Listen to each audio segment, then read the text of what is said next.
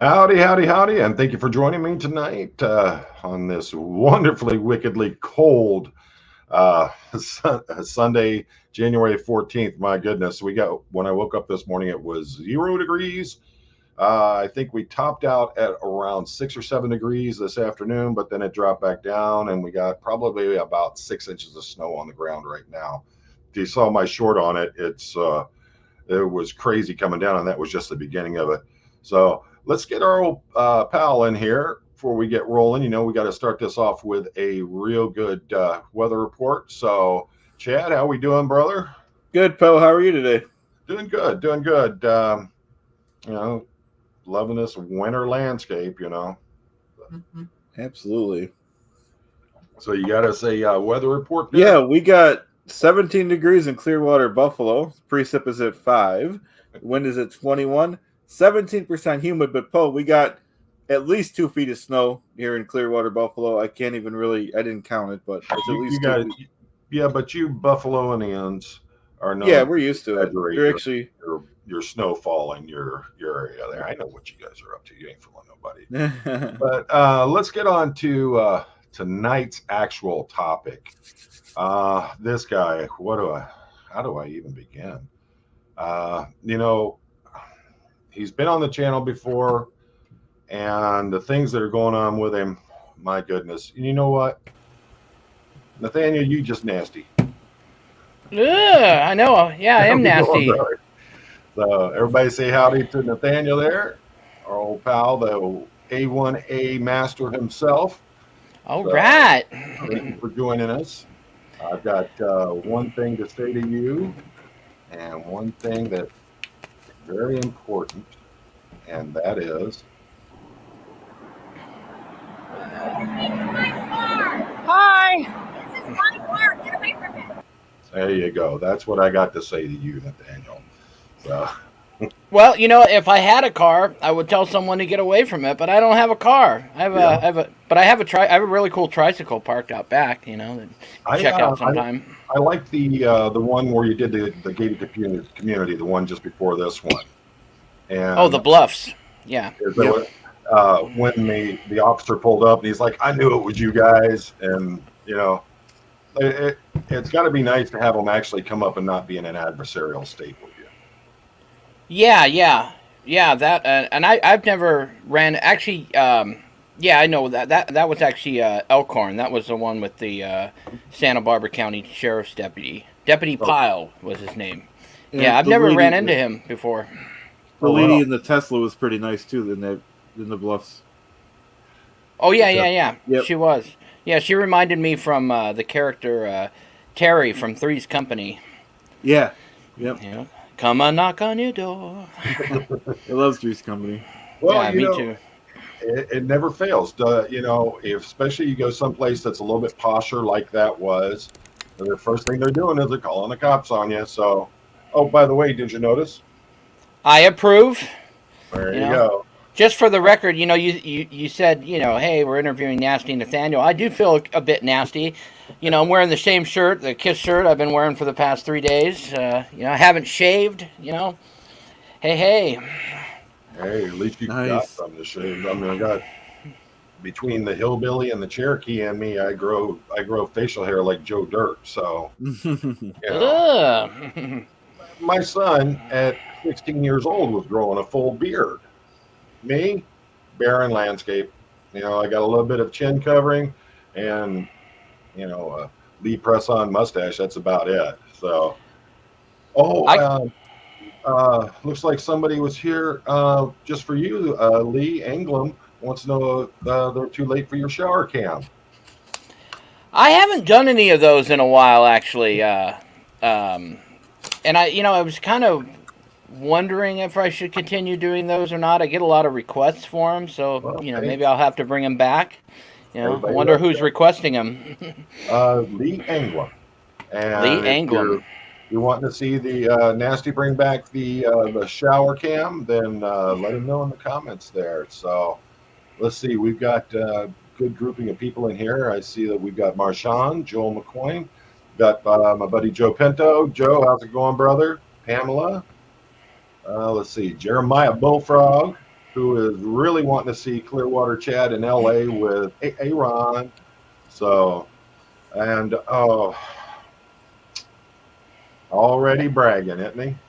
I see we got Matthew the King in here. He's my Central Coast auditing partner. There he is. There he is. Yep. So, Alex says, I had to shave my beard. It was getting too much. Already bragging. But it's a ginger beard, so does it count? Ginger beard. Ooh. Yeah. And Matthew the King has activated that like button. Matthew the King is the guy I go out auditing with, or at least here locally in my area. Welcome, welcome, Matthew. You know what? You have his Facebook link there. Matthew actually isn't on Facebook. Oh, okay. He doesn't do Facebook. I was going to shoot him over the link. He could jump in with us. So, let's see how we could do that. I mean, maybe I could. I mean, he's not on. He's not on it. Another one.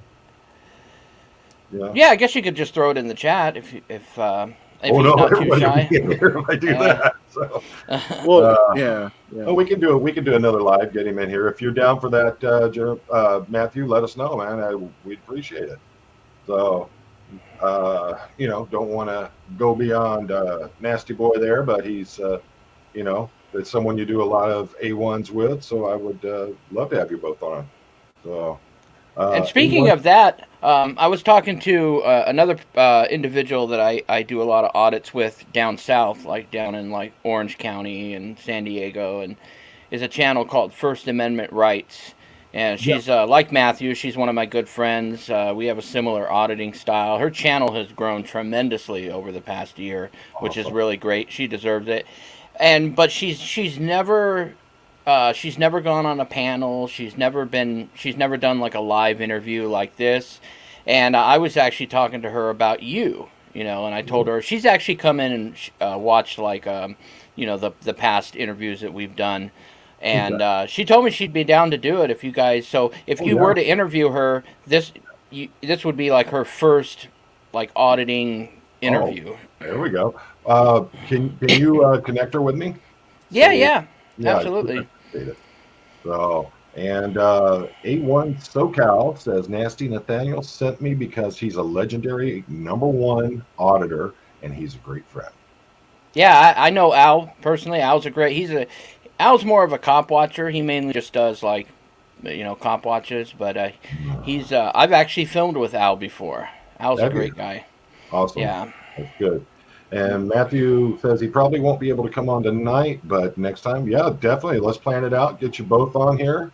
That would be great. And Matthew says, hey, First Amendment Rights is an awesome channel. So, yeah, I think, it'd be awesome.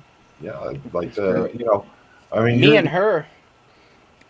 You're the cornerstone there. But I'd like to see what some of the other folks go through on theirs as well.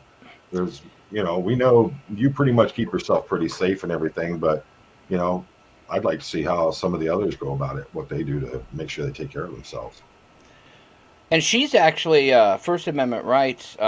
Me and her are actually this weekend are actually going to Palm Springs. We're going to spend 2 full days in Palm Springs, more like 2.5, just doing audits, and so I call it the Far and Nasty auditing tour. So this is going to be our first one, and it's going to be in Palm. It's going to be all like Palm Springs, that area, Coachella Valley.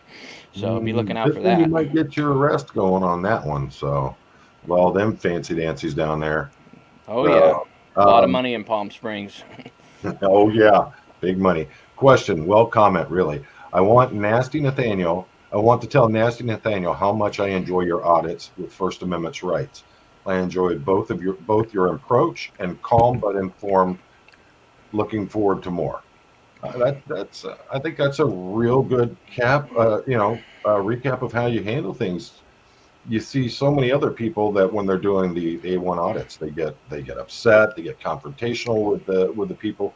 You always keep it on as light and calm a demeanor as possible, and I really appreciate seeing that.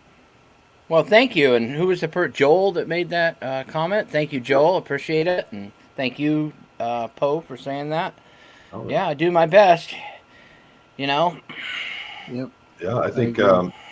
when you see so many folks, and I know you did one with a young man one time, and I saw him. You were in Vegas. He took his shirt off. He was ready to fight, and it's such a dramatic difference between you and him and how you handle things. I see you trying to use comedy more than anything to get folks to settle down. You know. Yeah, I actually know I know that audit you're talking about. Yeah. That what a night that was. What a whole trip that was. Jeez. Oh yeah. Well, I Yeah. mean, how does it feel when you're in Vegas and you're dealing with, there, I don't know how it is now, but there's such a history with certain illegal RICO type organizations that were operating out of Vegas for a long time. How It's does that? so fun. Well, it's so funny that you mentioned Las Vegas because I think I might have hinted about this in the past. But it's funny you mentioned that audit and that person and Las Vegas because I haven't been back since. That was like the end of 2022. I have absolutely horrible memories of Vegas that have nothing to do with auditing or money or anything like that. Most of the people who have horrible memories of Vegas Well, is because they lost a ton of money. I can Um, smell the shame on you through the screen. So you had a time in Vegas, didn't you? no, I had actually the last two times I went there, which were October 2022 and the last time was December 2022. I just had an absolutely horrible experience. And I Yep. have such bad memories of Las Vegas. I mean, I know this is going to sound silly, but I can't even like I used to love Pawn Stars. I can't watch Pawn Stars anymore because it makes me think of Vegas and my Mm, experience. Like I can't watch anything, or I can't even watch First Amendment audits that take place in Vegas. I mean, I can't watch Viva Las. I can't even listen to the song Viva Las Vegas anymore. really? And I know you think I'm probably making a joke about this, but I'm being No, totally no. serious. I just have horrible like for example, like the interviews that you did with Mark Fisher. I mean, I can't even watch Mark Fisher's channel because he's from Vegas and he talks a lot about Las Vegas. It just like Oh, my wow. it was very traumatizing to me. And I know people in the chat are probably thinking wham wham, but you know. Hey, you know what? I Everybody's respect got their it. thing, man. Go ahead, Chad. Oh, I said I respect that. You know. Yeah. You know, there's there's places that so many people have trigger points too. So it's not. I don't I don't see any problem with that. I understand completely how you're feeling with that because we've all got someplace that we never ever want to even hear of again. So Well, yeah, and that's true because I remember talking to a friend of mine who's also an auditor about it. One of the few people that kind of know this whole story. We could do a whole video on that story actually, but he was actually telling me about a woman who he was involved with who was from Mexico. You know, she's Mexican American, and he was telling me that he said he couldn't even anything to do with Mexico or anything, I don't mhm. know if you want to say Mexican. He couldn't have. He said he couldn't even eat Mexican food because it would make him think of her and their Oh, breakup. And I was like, God, that'd be devastating for me because I love Mexican food. But he was yeah, like basically saying, I know what you're talking about because like when me and her broke up and she happened to be Mexican, he was like, I just anything to do with Mexico or Mexican people, I just couldn't, right. because it would make him think of her and that whole. So yeah, but I That's do want to answer your question. You were asking me something about like what's it like auditing in Vegas or yeah. auditing out of state or Well, just no, Vegas in Vegas, particularly. especially with the RICO-esque kind of group organizations that used to run the place. So it still has a pretty ominous kind of, I don't know what you call it, aura about it as to being dangerous, messing with the casinos or anything like that. So how was it as an auditor there? I mean, I don't really. Um, to me, I don't know. To me, auditing in Vegas was really no different than auditing anywhere else. I mean, Okay. personally, I mean, and I'm not. I know maybe I'm a little biased because obviously, I have had some traumatic experiences there. But Mhm. to me, I look at Vegas as kind of just a big ripoff. It's to me, there's nothing special about Vegas. It's this city that sits in the middle of the desert. It's either hotter than hell or colder than shit. The weather is horrible. I don't gamble, so that's not an appeal. I mean, to me, I hear about like the kind of money that people spend going to Vegas, and personally, I mean, if I was going to spend that kind of money, I'd rather go to like New York City or something like that. Yeah. I just right now pretty much any of them, any of the big cities nowadays, I stay pretty much clear of because of all the problems that have been going on as of late. And I'd love to get out there to like LA with Aaron, and someone had posted it earlier. They were wanting to see. It was Jeremiah Bullfrog talking about getting Clearwater out there for the with Aaron this weekend, this Friday, doing an audit or work at the Scientology orgs there. But I wouldn't go anywhere near LA or New York or any of those big cities right now with all the crime that's going on. Chicago, goodness. Now, how now is that giving you any kind of pause with doing the A1 audits now, or is that why you're going to areas like Palm Springs and stuff like that? No, not at all. Stuff like that has just never really affected me. Like, I was in Manila when this was in 2016 when there was that. What was it that happened in Belgium? That bombing or Oh, I know what you're talking about. whatnot. Yeah. And I remember everybody was like all in. Well, I mean, not everybody, but people were kind of in arms over that. And I mean, I traveled during the height of COVID, and people were saying like, "Hey, stay away from airports, stay away from train stations." I mean, I pretty much rebelled. I was kind of like, I'm not going to stop living my life. I'm going to take whatever precautions I need to take. But That's how I was feeling during those times too. I was trying. The only problem for me is I don't know how it was, getting to the Philippines during then, but Japan, Thailand, they were all shut down. You couldn't get to them, so had to wait till things started easing up. And Thailand was one of the first ones that actually started easing up the restrictions on travelers and everything. And that's where my video, where I literally had to wait in the hotel 8 hours for my test to come back as to whether or not I was clear to actually stay in Thailand. So, wow. Now, did you try to go to the Philippines during that, or just No, I didn't. And it's funny you mentioned that, asking me about that, because 2024 will be the year that Nasty Nathaniel returns to the Philippines.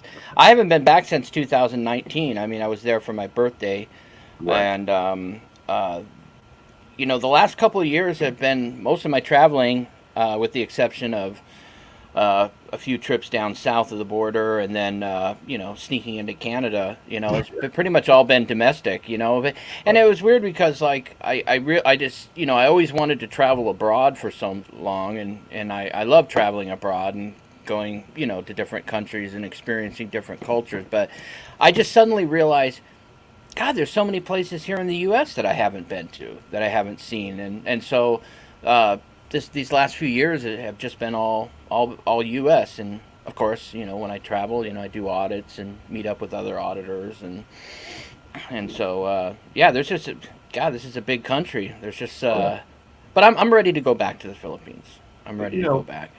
By the time that I got the international bug, we pretty much traveled all over the United States. We'd seen so much of it, and then when I got the international bug and I realized how much of the world there was out there that I had never seen,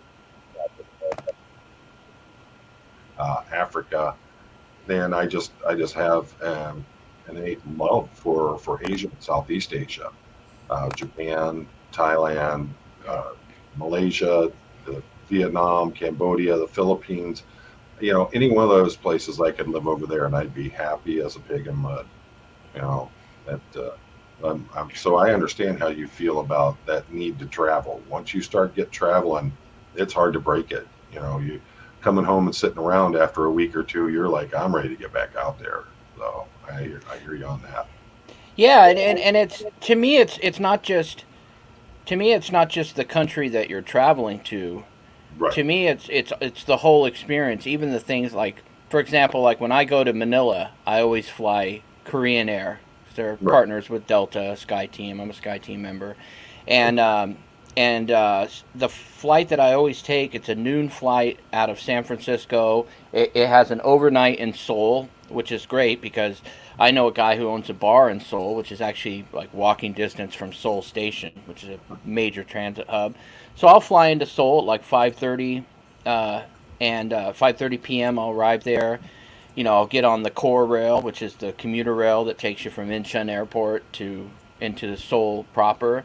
I'll walk out of Seoul Station. I'll walk, however many blocks it is over to his bar, and I'll hang out in his bar. He's got a little place in the back where I'll go take a nap in the morning. We usually go have breakfast, and then he takes me to the train station. I go back to the airport and on to Manila, and a lot of people don't like stuff. They don't like the long layovers, and they don't like having to stay in a transit hotel or whatnot. But to me, it's all a part of the traveling experience. Exactly. TSA I can do without, but Yeah. And it depends on the country. Some of the countries are even worse than it is here in America when it comes to their customs and immigration folks. So, I mean, yeah, literally, I forget right. where I flew, and I'm like you. I like to schedule my flights so I have a long layover in a city that hopefully I've never been to, or it's one of my favorites. Yeah. And so that's been, that's something that, I agree with you completely. I think it was, where was it? It may have been Korea, and I'd flown out of Thailand, and when I arrived, they went through all of my bags, and I had a can of the Obsession, the cologne, and it was an aerosol can of it, and they literally called me back to customs, and just so that they could show me taking that can and throwing it away. And I was Oh like, wow. and this was after trying to get entry in there. We had just flown in. I wasn't even leaving the airport. I was staying right where we were at. And but even that, I mean, they just went through us like we were criminals, and they were doing a interrogation on everybody, and it took so long just to get through their customs and immigrations there. So Oh wow. yeah, Yeah, I've some of them never get had to. I've been pretty, for the most part. Been pretty. Well, I don't know if you want to say lucky. I mean, I'm not bringing anything I'm not supposed to, but like right. I've been pretty. Going through customs has always been smooth sailing for me. I just. I can't. I don't even think I've ever been sent to a secondary. Well, except for Canada. I mean, that's another story Yeah, well, altogether. that was a little But bit different. yeah. So yeah, that's the thing is you're pretty much not allowed back there, are you? No, I have a lifetime ban. Well, I had a lifetime ban from Wow. Canada, which is why I snuck in. Hmm. Most people in the 1A community, I'm sure a lot of people in the ex Scientology community probably know. Well, I've talked about it publicly. Hmm. I have a criminal record from many moons ago when I was a different person living a different life, and Right. and because of that, now what originally started the whole problem with that is because I know people that travel to Canada, that have traveled to Canada and do have travel to Canada, that have criminal records that Okay. get across. Now, if you make it through primary inspection, you know, then you're good to go. What gets people hemmed up is when they get sent into secondary examination. Oh yeah. That's where a lot of people have this belief that when immigration and customs scans your passport, your whole record pops up on the screen, and that's just not the case. Right. Um, it's when you get sent to secondary, and I was actually with another auditor called Pink Camera Magic. We were doing our Nasty Pink auditing tour. It was where we went to Detroit, and we were in Detroit, and before we left, we were thought, well, let's go over to Windsor, Ontario. It's right Mhm. there. Let's just, and we drove across the Ambassador Bridge into Windsor, and she didn't have her passport. She told me, I don't even remember the whole conversation. I don't know if she told me she did, and then she realized she didn't. I don't remember. That was in 2018, but so Okay. that's why we got sent in for examination, Mm. and that's what started the whole. Now, if she had had her passport, I mean, I had mine, we probably would have gotten through no problems, and we would have, hung out in Windsor, and but so that was what started. So I would assume that now. I mean, I haven't tried to legitly cross into Canada since that happened, but I would assume now that when they scan my passport or passport card, I would think there's probably something that there's probably my name's probably red flagged or maybe not. I don't know. Maybe if I did try to legitimately cross into Canada, I would get through and no problem. I don't know. I wonder if there's any way you could just check.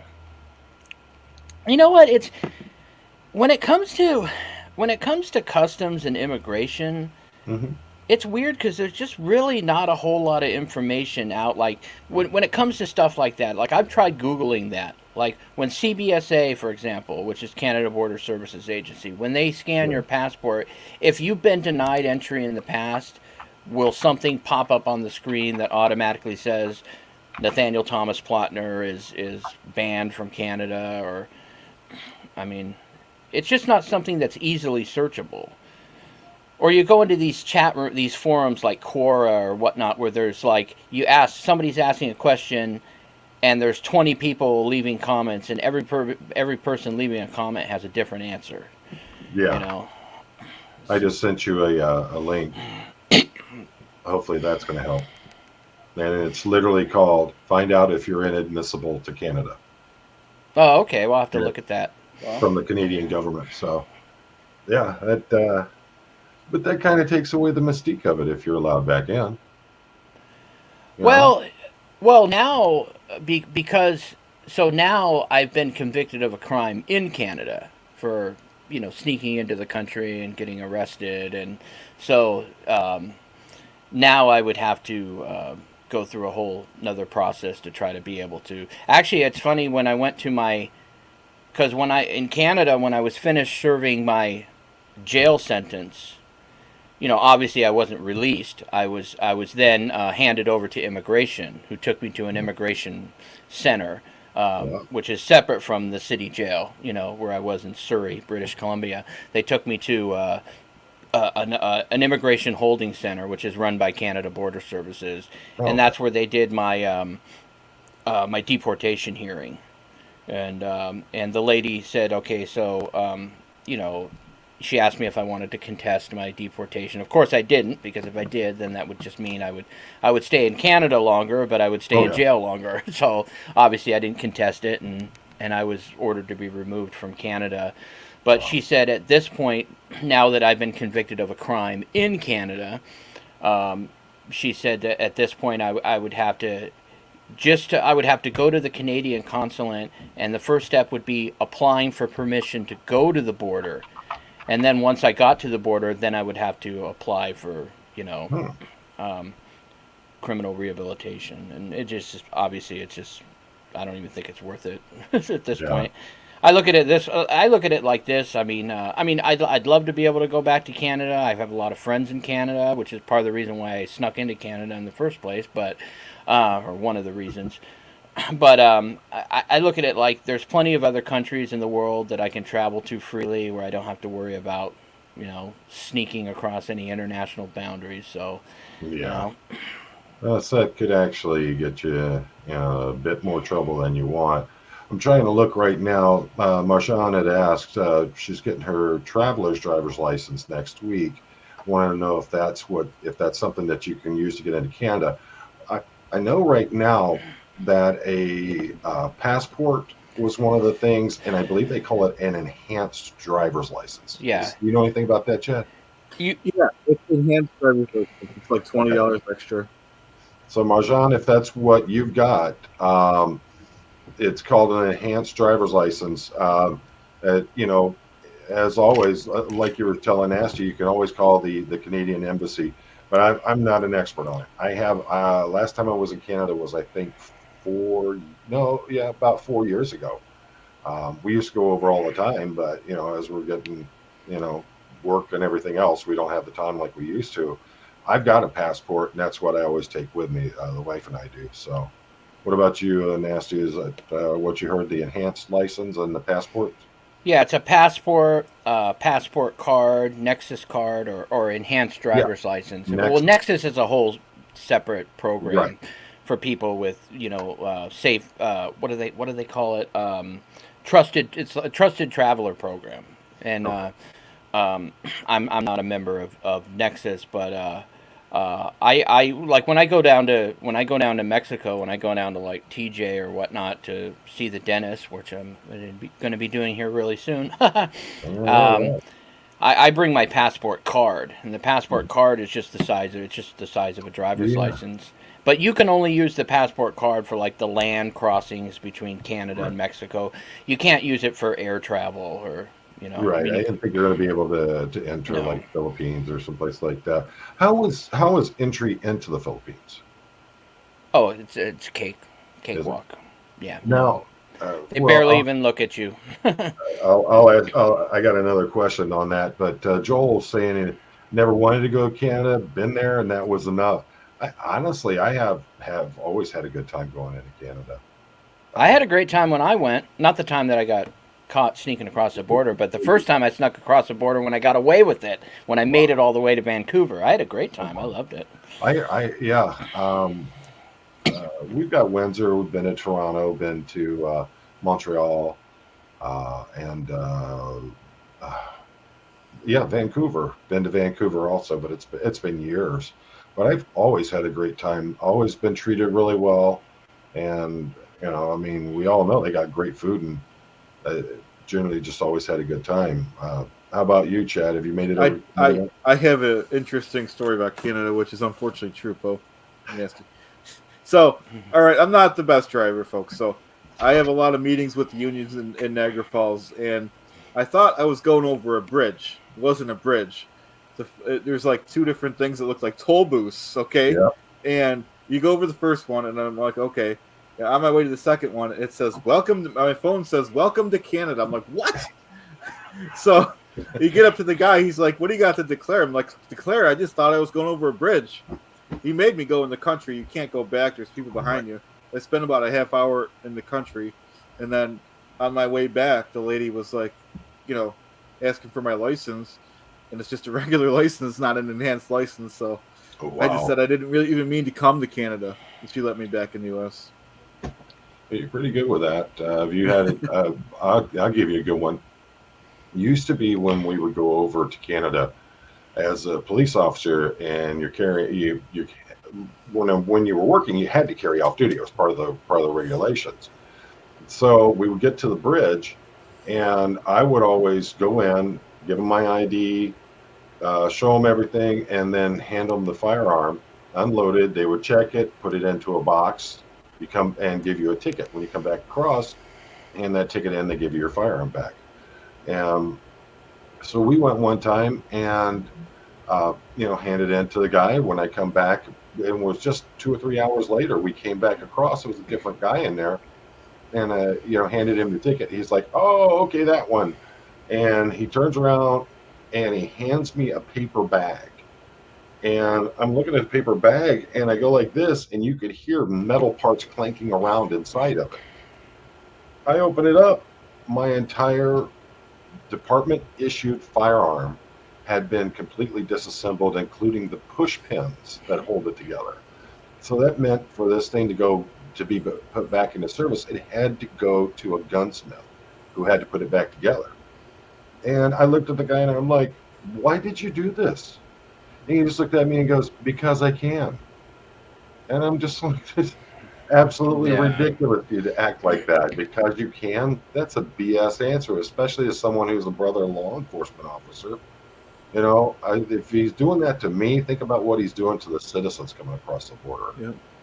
Oh, Well, and that's one of the things that I've heard from uh, talking to my some of my Canadian friends is they were telling me when it comes to CBSA, Canada Border Services Agency, sometimes those CBSA officers, they say, are just as hard on returning Canadians than they are on you know U.S. and other foreign travelers. So yeah.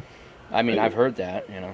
well, I know that last time I came back, when I came back from Malaysia, uh, and we landed in Houston, and I was watching the folks who were either Malaysian or Thai that had come over on the flight from Tokyo.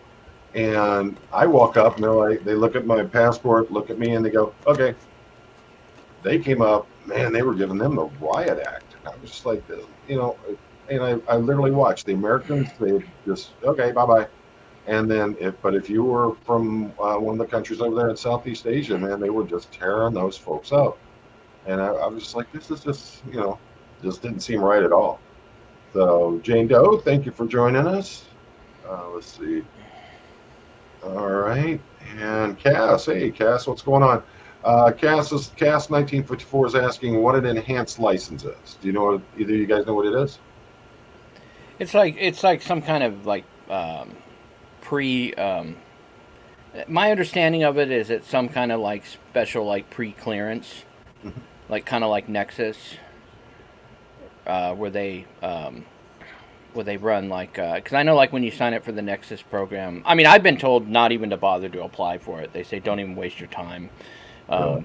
trying to do it because you probably won't get it because it's trusted traveler program. Mm, But it's uh, some kind of enhancement that they put on it. It's like some kind of pre-clearance.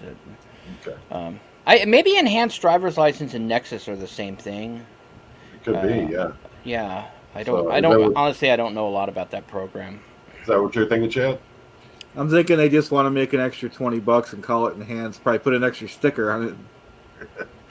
My understanding is they're going to go through a background check. They're going to check you're going to check your identity and everything against anything in the system, and then you could be by doing that. It's like you said, it's like a pre-approval kind of thing. So instead of having the passport, it shows that they've gone through, they've checked you out thoroughly, and that you shouldn't have any problems crossing the border if you just went with your passport. So that's Yeah. my understanding of it. I've got a passport, so I'm not really worrying about it. Um, yeah, let's see. Big Rail and Dad, better to get a passport. Yeah, exactly. Well, the thing when you have Nexus, what Nexus also does, a lot of reason that people do it is because you avoid the long wait times. Mhm, You don't go in the same lane as the general traveler's lane. You know what I right. mean? When you have Nexus, you go in the Nexus lane, and you avoid.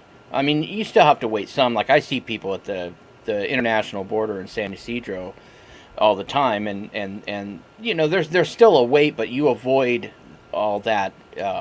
You can drive straight up to the Nexus, where the officer that processes people going in that have Nexus, and that's why people do it. They want to avoid those long wait times, Right. so that's I why look they at it travel like with those gold Nexus. passes at like Disney and Cedar Point and Kings Island, places like that. When they first came out, everybody was all like, "Oh man, I wish I had that." And now everybody's got them. So the line for the gold passes are just as long as the regular lines. That's the way I see Yeah, it. I mean they have a thing at the border, like down in San Ysidro, which is the border between San Diego and Tijuana. And I know, like in Tijuana, you can, and it only costs $10, but you get in what's called what is it, Century, the Century taxi, which is it's not actually a taxi, it's more like a shuttle bus, but they cram like 15 people into one of those minibuses, and they drive you. It goes in the Nexus lane, and it takes so you can avoid Right. like the Having to go regular through all the wait regular times. rigmarole with, yeah. Yeah, I mean you still have to go through customs like everybody, but they take you right, but it goes in the Nexus lane, but you still have to wait. I mean you just Oh, don't yeah. have to wait as long. You know, That's the thing. when I was in, well, you got to remember this was 1987, 88, Nogales, and I was Yeah, stationed in Clearwater, Nogales. Arizona. So we'd take it was about a 45-minute ride down. And literally what you do is you'd pay these guys, they're old retired army dogs, and they got two buses. And so you pay them, I think it was $5, and that got you a ride to the border. They gave you a ticket you had to keep with you, or you had to pay the $5 again, and and then they would come back at set times throughout the day on Saturday and Sunday. Well, they'd leave out on Friday, and then they'd be, Saturday and Sunday they'd be both bringing out and picking up. And these guys, I mean, every time they were coming out to the border, they were bringing a busload of us. I literally got out of the bus, walked across the bridge over the channel there, and Nogales, right into Nogales, Mexico. There wasn't even a border cross. There wasn't anybody there to check backgrounds or anything like that. It was literally you walk right across the border into Mexico. It was that way for years. I mean, I first started going down to Tijuana and like in the late 90s. I think maybe the first time I went down there was like 98, 99.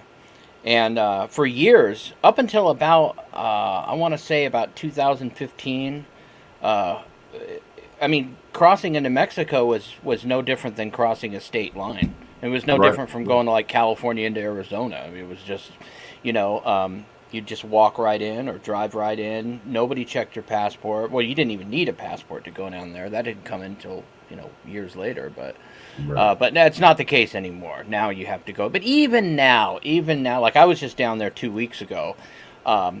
Even now, when you go into Mexico, it's like night and day opposed to like coming back into crossing back into California. I mean, they don't even, most of the time they don't even look at your passport.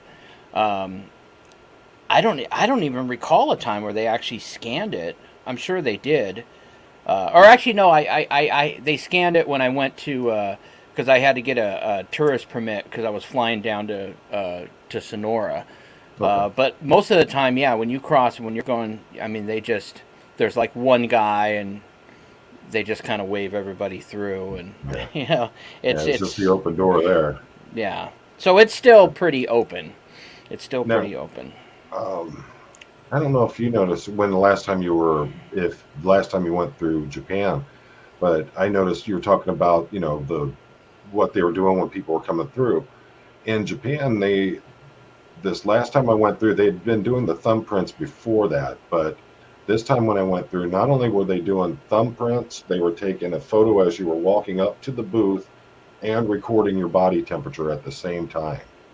And it's been that way every time since since I've gone through Japan on my way to somewhere else. So I'm just wondering how it's going to be. Now you said the Philippines have been pretty easy. Really easy. There's and that's what I remember is that wasn't much of a problem. But last time I was there, Lord, it's been a few years back. But I mean, I had no problem getting in whatsoever, and I think for me, Manila was a great town. So what all cities have you been to over there? Well, most of my time has been in Metro Manila, the greater Metro Manila. But I've been to like, some of the other provinces on Luzon. One time I went to Rumblin, which is south. That was like a 15-hour boat ride from Patangas. So that was about the furthest away from Metro Manila that I've ever been. Now, how long do you plan on going for this next time you get there? You know what? The longest I ever stayed there at one time is 4 months. In 2016, I went there and I stayed 4 months straight. And one of the times before that, I stayed for the whole summer, for like 3 months straight. Wow. This time, honestly, I want to try to push for 6 months. Awesome. I want to go 6. So I've gone 3, 4. Now I want to do like half I'd like to spend like half the year. Well, you and I were talking about it. I plan on making my way back to Thailand this year. So while I'm there, I don't think it's going to be that much just to hop a flight from Thailand to the Philippines. Especially if to stay a day or so while I'm there. So. Yeah. I could definitely show you some spots, and we could hang out and go drink some margaritas, some Filipino-style margaritas, which are nothing like American-style margaritas. And what's funny is that there's a young lady that I met through doing the Thailand stuff and some of the YouTubers from over there in Southeast Asia. Her name is Verna Corden, and she lives in Manila. So. Oh, okay. That'd be pretty cool to be able to get out there and meet quite a few different people that I've known through YouTube that I'd never met in person. So. Yeah, there's a Scientology mission in Manila.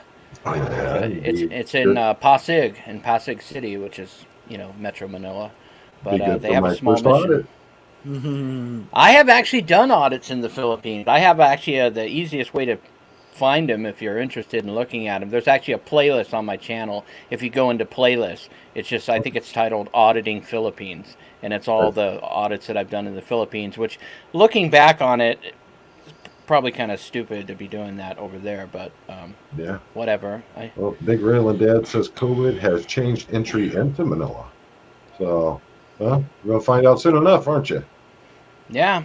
Yeah. I mean, I have a good friend. Actually, my only non-Filipino friend that I have in Manila is a guy named Sydney, and he's from Belgium, but he's lived in, Manila for over 20 years, and he married a Filipino woman, and the opposite. Instead of bringing her to Belgium, he moved there, and Okay. which is the Yeah, and opposite now of what most people do. what do they call the foreigners over there? I know in Thailand you're a Falong, in Japan you're Expats. Gaijin. They just call them expats. They just say expat. Yeah. Okay, yeah, because we've got expats.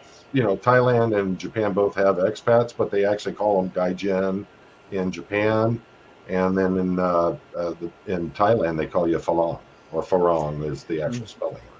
Well, this doesn't really necessarily have anything to do with like an expat, but I know like if you're like a white guy, particularly Yeah. like a white guy, which is what they identify an American, they say Joe, hey Joe, Okay. Yeah.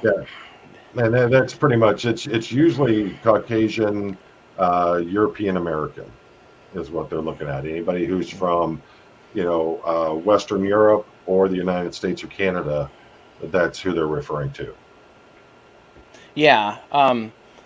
I know like well, it's funny because I mean there are obviously there are expats in Manila, but they're usually in like consolidated areas, like, or at least just narrowing it down to Metro Manila, like Makati or BGC, which I really don't hang out in those places. So I haven't run into too many expats in Manila, but I know like in Thailand and Bangkok and Pattaya, you see there's a lot of Australians, a lot of people from Australia there. I don't know if you noticed that when you were Well, in here's Thailand. something that's interesting. Before we do that, hey Denver, Nasty, Denver, Stevo? Yeah, we've chatted on Facebook before. Excellent. Yeah, thanks for joining us, Denver.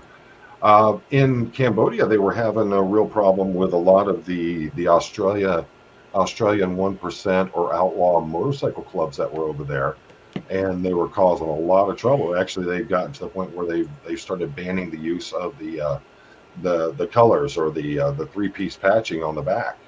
So and that was almost all Australian clubs that were causing the problems over there. So yeah, I'm quite used to that. And then in Thailand, you see a lot of them as well. So Yeah. let's see. Oh, John, look at how he broke his name up now, Shostowski. So welcome, John. Yeah, and for those of you who are wondering, it was pretty interesting. This is actually my favorite album that has my favorite song from Kiss and an actual tour that I saw as a child. This was for this album, Kiss Love Gun, and Love I Gun, actually yeah. wore the shirt. As we all know, Nasty Nathaniel is a huge. Well, if you look right behind him, he's a huge Kiss fan. So, Well, that's the Destroyer album. yeah, and this one's the Love Gun. So Love Gun, yeah. this actually got me kicked out of youth church. We were having a day where they were bring in some records and all, because that's when I grew up. We still had 8 tracks, records, and actual cassette tapes. And they were like, bring in your favorite songs. So I brought this in and played. No, I got sent home from church that morning. So. Oh, I used to wear. I used to get a lot of grief. Believe it or not, when I was younger, Nasty Nathaniel did go to church. Well, my mom went to church. She was raised in the church, but about the time that I was a teenager, she got out of it and was like, "This is BS" and whatever. But when she was still going to church, like when I was a teenager, when I was like 12, 13 years old, yeah, I'd wear my Kiss shirts, and I used to get a lot of grief over that. People didn't like it. What's crazy is how much this actually looked like the T-shirt that my uncle bought me from that concert. Wow. And I was just like, that's just too perfect. My wife saw it out. She's like, yeah, I think he'd like that. So I wasn't, but were you in the Kiss Army there, Nasty? Oh, well, not the original Kiss Army, Okay. but yeah. Well, you want to hear something funny about church related stuff. I'm a Christian. I don't make any bones about it. So it's I grew up with a mother who's a very hardcore um, Eastern Kentucky Christian. So, I wasn't allowed to wear concert T-shirts, even though I had concert T-shirts. I wasn't allowed to wear them if they were deemed devil music and things like that. But I actually got kicked out of church camp when I was 14 years old. And the reason is every morning we would be woke up to, music playing over the PA at the camp there. And a friend of mine and I broke in one night and we woke everybody up the next morning to Slayer Raining Blood. And I got Oh, kicked wow. out of church camp for that. So it was crazy. I've always been one of those. I take it for a grain of salt. You got if you Slayer, Satanic, and all that. Yeah, and the amazing thing is that they end their concerts with, um, you know, God bless you all, thank you, good night. But they're Satanic. I take it for what it is. A lot of these bands, unless they're coming out of Norway or Sweden, that are playing, saying that they're the Satanic and all that. A lot of them are just doing it just for being in a certain genre or something like that. I just enjoy the music and I like to hear the professionalism and the actual, the quality of the band that are playing, and people don't give them enough credit. So, but Well, it's like what Paul Stanley from Kiss said one time, when he was talking about, the rumors, the original rumors back in the 70s during their oh, heyday when, Kiss was satanic and it means oh yeah, knights in Satan's service and all this that's crap. exactly what I was going to say. They had a big thing about it at church about the music and all that, and how Kiss stood for Knights in Satan's service, and that was a big thing. You Oh, remember yeah. that? Yeah. And I like what Paul Stanley said, where he said, to me, whether or not Kiss it, whether or not Kiss is satanic, to me that isn't the scary thing or the weird thing. To me, someone actually believing that Kiss is satanic, to me that's a much more frightening thought. Yeah, And obviously, Kiss is not satanic, but yeah, I mean, I remember I think it was the road show with Ozzy and Jack Osbourne, and they mm, were talking about Robert Johnson and his deal at the Crossroads and all that. And it was either Ozzy or Jack looked at him and said, you can't even actually sell your soul, but he's the Prince of Darkness and all that. So, I mean, it kills me. A lot of people buy into the personas of these musicians and everything. And some of them, yeah, they're straight up partiers and things like that. Ice-T, we all know he's a bad man. You don't want to mess with him. But there's a lot of them that they'll do whatever the record companies tell them to do. Uh Kiss, oh. well, yeah. and what a lot of people don't realize, unless you're a really really big Kiss fan, is like Gene Simmons, for example, is really a clean cut guy. I Yeah. mean, he doesn't drink, he doesn't smoke, he's never done heavy drugs. Yeah. He's a pretty square guy. Like, even if you watch, I mean, I know this is reality TV, and you can't really believe everything, but like when he had that show, Simmons Family Jewels, with his she later became his wife, Shannon Tweed, and their kids. Um, the show really portrayed him as, and again, I don't know how much of that show is accurate, but it really portrayed him as being a square guy. He was just kind of he was a family man, and when he wasn't on the road. When he was on the road, then he was like, Right. Yeah. sleeping around and. I see him with his children, the way he acts with his children. That tells me more than anything about who he really is.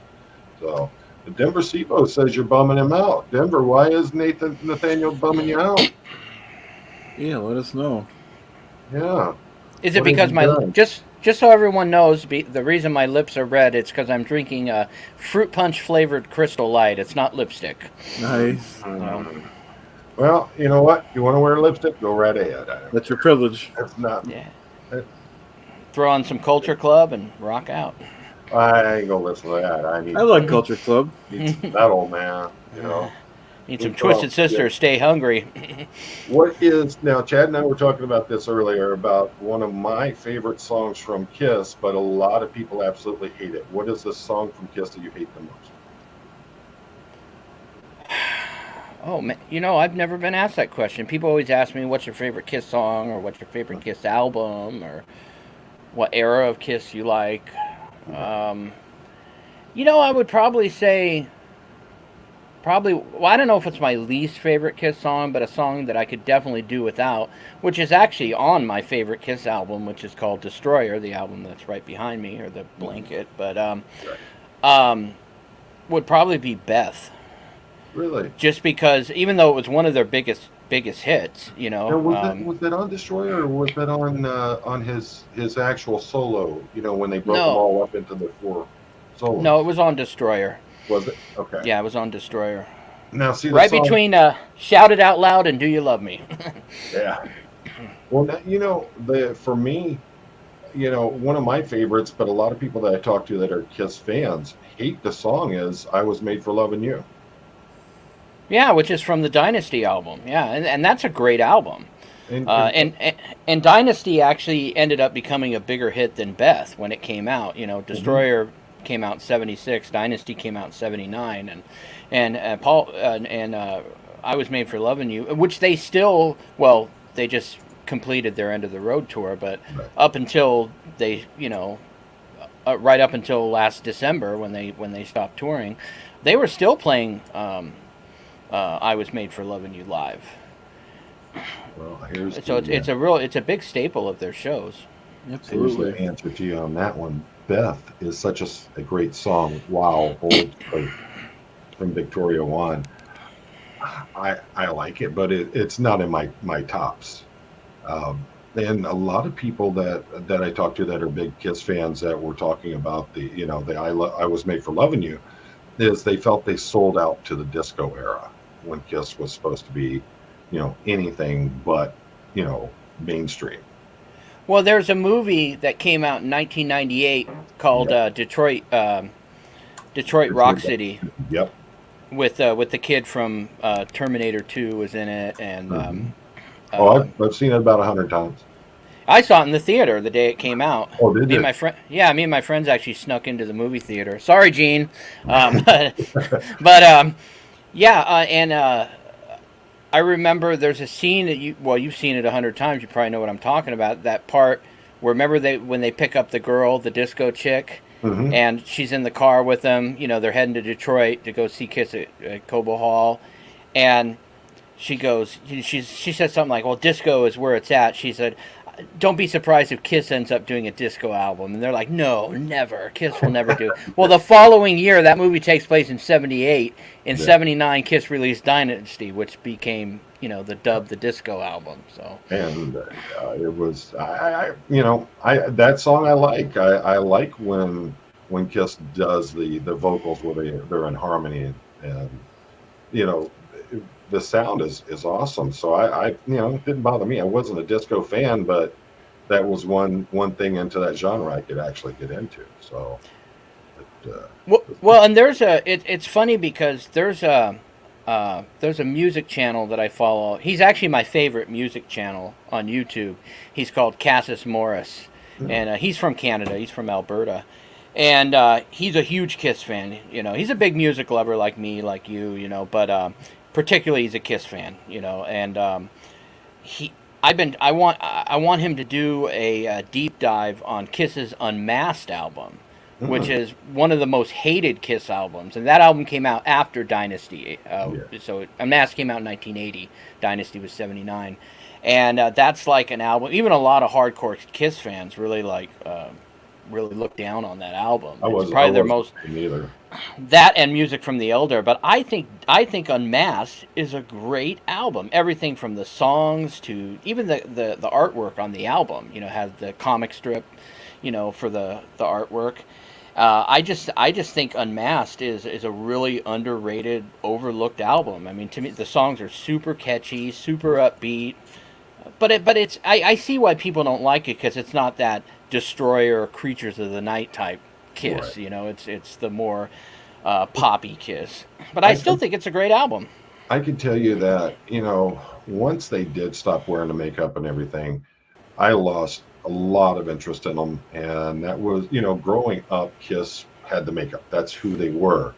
Then not only did they do that, but they went into the whole glam rock era with those other bands that are out there like Poison and all those. And I just, for me, that was not my favorite era with them. And I thought that they were a lot more than what they were, portraying with that. So all the way up to that point where they're actually taking uh, where they're taking their makeup off. Anything up to that point, I can handle. Once that came about, I just wasn't in there. Well, and it's funny you mentioned them taking off the makeup because Unmasked was actually confusing to people. The title was really confusing because Unmasked came out in 1980. They Mhm. didn't take their makeup off, or at least not officially, Right. until Lick It Up, which came out in 1983. And so, but I'll tell you an interesting little tidbit since we're talking about Kiss and music and stuff. The Unmasked album, which the cover, the artwork is like a comic book strip, and there's a picture of there's one particular drawn picture because, like I said, it's like a comic book strip of all four band members side by side, and Peter's they're all holding like their masks, like they've taken off their makeup, but Right. they still have the makeup on, and they're like holding these masks that have all their character on it. And if you look at Peter's, he's winking. Hmm. Um, and at that time, that was actually the last album at the time that Peter Criss appeared on. He actually doesn't even play on the album. He's credited for playing on the album. He's featured his face images on the album. But Anton Fig, who actually ended up he ended up playing in the David Letterman band. He was in his house band. He actually did all the drums on Kiss Unmasked. But Peter was on his way out at that time. And so only a few people in Kiss's like inner circle knew that Peter Criss was on his way out, that this was the end of Peter. And one of them was the artist, the guy that did the artwork for Unmasked. And so he drew Peter winking. And he thought for sure someone's going to see that and be like, no, you got to go back and redo it. But he said no one caught it. And the album, it was printed and it was released that way. But he did that as kind of like Peter winking, like, yep, this is it, So Yeah, just that always got me when that happened. I was just like, he's gone, and then the next guy comes in. I forget what his name was, but the Fox, I think he was. Eric Carr, yeah, Eric Yeah. Carr. I'm sorry, it just didn't feel right to me. And then you had Ace was gone too. So I He was mean, replaced by Vinnie Vincent. Yeah. yeah, and it was just too hard for me. I loved it when they got back together, and I believe this year last year was their last tour that they were ever going to do. So it was, I know a lot of people were rushing out to see them, but to me, once they had taken their makeup off and all that, all the mystique, all that had gone. The band, I'm a fan of their music, but I just had no interest in going to see them. Well, Um, I came really close to seeing. I mean, I've seen him several times in concert, but I was tempted to go see him on the final leg of the End of the Road tour. Which is the tour they just completed, which is supposed to be the last one. But then again, they said that in 2000 when they did the original farewell tour. But so who really to me, that's knows? like the Rolling Stones. How many farewell tours were they going to have? Or the Who? I mean, yeah, Yeah. same thing. Ozzy is another one. Um, Well, I don't know if you've heard it or not, but you remember when the Who did the show in Cincinnati and all those people were trampled? oh yeah, that was. I was I at that think. show. Oh, you were at that show? Oh We wow. we were on the other side of the arena. We didn't even know anything had happened. All we knew was that they were going on about an hour later than they were supposed to. Everybody is getting really agitated. We went in, saw the entire show, came out. It wasn't until we came out and saw all the news trucks there and everything that we knew anything had even happened. They didn't say anything during the concert. Wow, it makes you wonder. Do you think they knew, or they just? My Or, understanding is they knew, but it had already been such a mess because they had they came on so late to come out and do anything about it with everybody that was there. It was crazy. Uh, Do you remember? Speaking of rock concerts like that, where there were fatalities, remember this was in 2003 when Great White did that Oh, yeah. concert in Rhode Island, Yeah. And it was actually a small venue. It was more like a club than anything, Yeah, it was a bar. and the They roof caught on fire. Yep. And that was from it was determined it was from their pyrotechnics for the show. Yeah. Well, what was crazy was they were to be at the city I grew up in, Middletown, Ohio. They were to be at a bar in Middletown that very next night. Oh, And okay. that I remember, that's what makes that come to memory so well, is remembering that the very next night they were supposed to be there at that bar in the town where I grew up. And then of course Pantera, Dimebag Darrell, he was ended at a one of those kind of places in Ohio, up by Columbus, if I remember correctly. So, a lot of Well, legendary people gone. yeah, and I've been I tell like younger people, when I say younger people, I mean like these, you got these guys like, teenagers and people in their 20s and stuff that are really getting into the classic rock bands, and Right. and I'm only 45, I say only 45. I want to think that's young, but you got to start seeing these people now because they're dying off, Oh you yeah. know. Well, it's like Big Rail and Dad there says, and none of the bands nowadays are, the originals. There's two or three people out of the original cast that are in there, but they're more like tribute bands than anything anymore. Um, how many original members of Leonard Skinner are still in the band?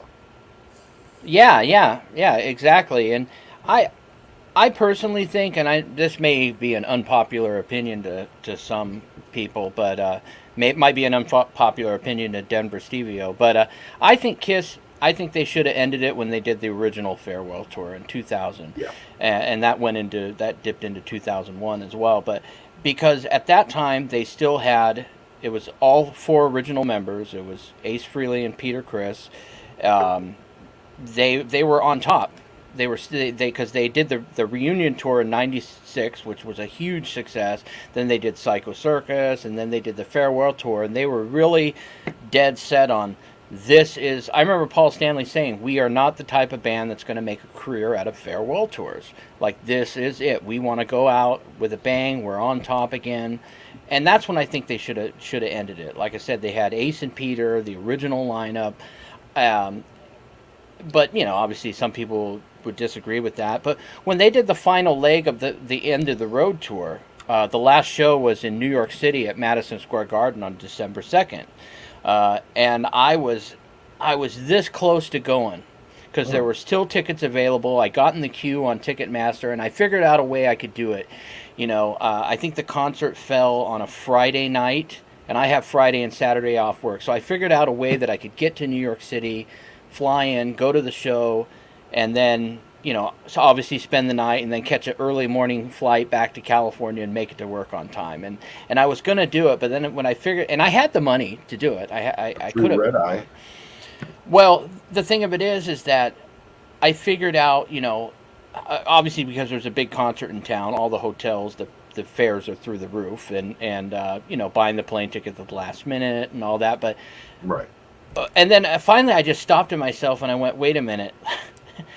The amount of money that it's going to cost me to go to New York, to fly to New York City, to see Kiss, just to turn right back around and go home. I probably wouldn't even have had time to do an audit. That would have been like a month and a half or more of good living in the Philippines. Yeah. So it was just kind of a no-brainer. I know that sounds silly, but I remember, what was it? Oh shoot.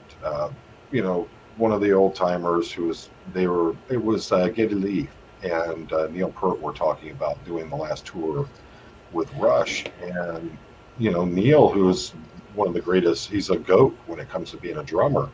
And he was just Yeah. like, at my age, I just can't keep doing it like I used to. And this is the guy who'd get up and run 5 miles a day. And, but he's just like, I just can't keep touring like this. It's too much on me. And let's see, Big Rail and Dad was also bringing up a point like that. Peter's almost 80. Yeah, You know, yeah, he's 78. Yeah. now, have you ever seen? There's a band called Meshuggah, and they have a song called "Bleed," and it was one of the most insane drum tracks that there are. If you ever get a chance, check it out. But that guy's not going to be able in 20 years. He's not going to be able to go out there and play that. I mean, it's an absolutely insane drum set on that one. Well, it's funny that they mentioned that because, like, Neil Peart, saying that he just wasn't sure how much longer he could do it. I remember Peter Criss saying the same thing. This was in an interview that he had done well after the the reunion tour, but he was reflecting on it, and he was talking about like that tour was in '96 into '97, and at that time he was still in his 50s. But he said even at that age, he was like, he said it was a real challenge to go out there every night and play like that for 2 hours, for hour 45 minutes, 2 hours, because I mean, I'm not a drummer, but I mean, drums, I mean, it's a physical instrument. Oh yeah. Well, I mean, And I any of it, you're there under the lights that are hot as can be. You're out there moving for anywhere from an hour and a half to 2 hours a night. And some of these groups, they're doing a show almost every night of the week. It's going to wear on you. Oh yeah. And I agree with Denver. Anytime a band announces their farewell tour, they need to end it. Too many just keep on beating a dead horse. And I agree. That is, and I hadn't heard about this. John Mayer is touring with the Grateful Dead. Well, they're called. Well, they're not technically. They're not the Grateful Dead anymore. They're called the Dead. Bob Weir still keeps it going, and that's another thing too. I mean, I think when Jerry Garcia passed, I mean, to me that'd be like, what was that? I was never into their music, and I'd never been to one of their shows, but I know it was pretty much like a traveling carnival. And there were people who actually that's what they did, was they just made enough money in each town to make it to the next town to go be part of the Grateful Dead live scene. Here's something interesting. Here's a new rumor. Danny Carey of Tool may replace Neil and Rush. There's talk about after the tribute show. I just think stuff like that is kind of sacrilegious. I mean, and I'm going to come right out and say it. I'm not a big Rush fan. I've never been a big Rush fan. Their music has never really moved me, but I know that they've been influential on a lot of musicians. Neil Peart is like the drummer of all drummers. And but to me that would be like Van Halen, going out and doing a tour with Vinnie Vincent replacing Eddie Van Halen. You just can't. There's just some people you can't replace. I mean, you just. But didn't they, on the same hand, replace the bassist with Eddie's son? Yeah, but no, you're absolutely right. But what I mean is, there's just certain people in these bands that are just so important to the band's music and to their image. They're just so iconic that you just can't, like, to me there can't be a Van Halen without Eddie Van Halen. Maybe there can be a Van Halen without Michael Anthony. I mean, I didn't like it, when they replaced Michael Anthony with Wolfie. Me personally, Van Halen died when when they brought in Sammy Hagar. And a lot of people didn't like that, I mean, I know that they still remain huge, if not bigger, with higher album sales. But in all honesty, for me, when David Lee Roth was gone, that was it for Van Halen, and I didn't like his solo stuff. So I mean, there's certain people, like I don't think there can be a Guns N' Roses without Axl Rose. I mean, you just can't do it. Some bands have been able to do it, especially when it comes to lead singers. You might be able to get away with, in certain circumstances, like replacing the bass player, or replacing the drummer. I mean, Black Sabbath, Ozzy left Black Sabbath, and in came Ronnie James Dio, who I think was an even more powerful person to be the frontman for Black Sabbath. I think that that first album of Black Sabbath with Ronnie James Dio at the lead, I think that was some of the best music they ever did. And that's a very rare thing. And even with Van Halen, they remained huge with Sammy Hagar. So, Yeah, some you know, bands have been able to do it. AC/DC did it with Brian Johnson. When Bon Scott passed away and Brian Johnson came on the scene. Back in Black, I mean, that was the first album with Brian Johnson. I mean, I hugely iconic album. I heard an interview with Brian Johnson where he was like, "Man, I do not want to be Axl Rose." He goes, "When I came onto the band, they were sending him death threats, because he was replacing Bon Scott, So he was like, I hate to hear what's going on with Axl." So Yeah, and I think, that's where I think in some cases like that, I think maybe it's better that the band just, I mean, yeah, I know there's a lot more politics and stuff involved in it, but well, and just for the record, I think Highway to Hell is a much better album than Back in Black, but that's open to yeah. debate, I guess. I personally I like the original AC/DC with Bon Scott. Touch Too Yeah. Much is my favorite song from them. That's from But Highway to Hell, yeah.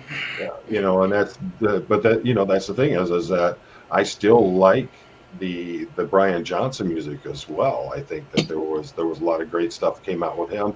Not so much of a fan of the Thunderstruck and those kind of gimmicky sounding ones, but the the music before that was the great stuff for me with both Yeah. Brian and Bon, but Bon was my favorite. So Big Rail of Dad is saying if Wolfgang is a Van Halen, so it kind of works. Yeah, And I mean, he's Eddie's son, and yeah, I just I mean, quite honestly, if I thought there was anybody who could replace Eddie Van Halen, or even just step into the shoes for a Van Halen tour, it would be Steve Vai, because they both came out of that same school. They both yeah, played a yeah. lot alike. So, and I mean, look at them. They both became goats in the music industry with that. And Um, Steve Vai was David Lee Roth's lead guitarist for yeah, a while in yeah, the when he did DLR band. Yankee Rose. Yeah, he did. Yeah, the Eat 'Em and Smile album, which that song's on that album. He also played on Skyscraper as well.